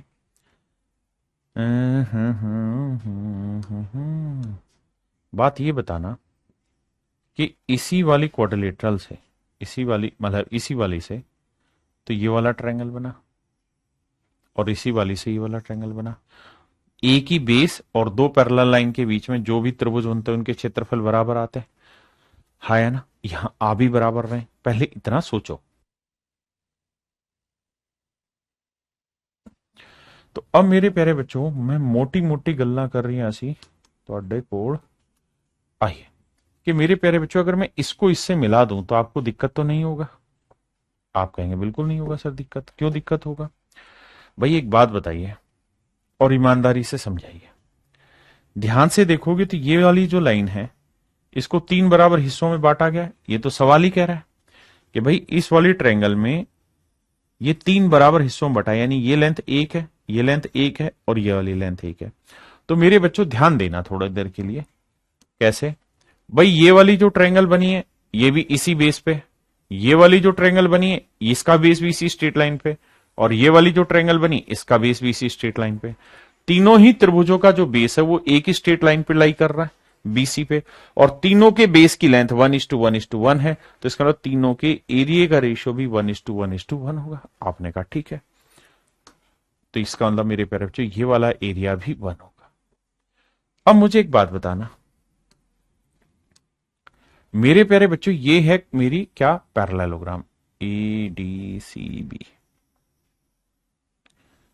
ABCD। अगर ये मेरी पैरेललोग्राम है तो मेरे प्यारे बच्चों ये मैंने डायगोनल खींचा, तो डायगोनल एरिया को कितने बराबर हिस्सों में बांटता है? दो बराबर हिस्सों में। तो ये पूरा एरिया कितना बना? एक और एक, दो और एक, तीन। तो ये एरिया 3 है, तो मेरे प्यारे बच्चों ये एरिया भी तो कितना होगा? 3 होगा। तो पूरी पैरेललोग्राम का एरिया कितना आ जाएगा? 6। अब सवाल पे आते हैं। यानी पूरी पैरेललोग्राम एबीसीडी का एरिया होगा 6, तो एपीक्यू का एरिया क्या होगा, ए पी क्यू का एरिया कितना है 1, तो पहले वाले का आंसर आएगा 1:6।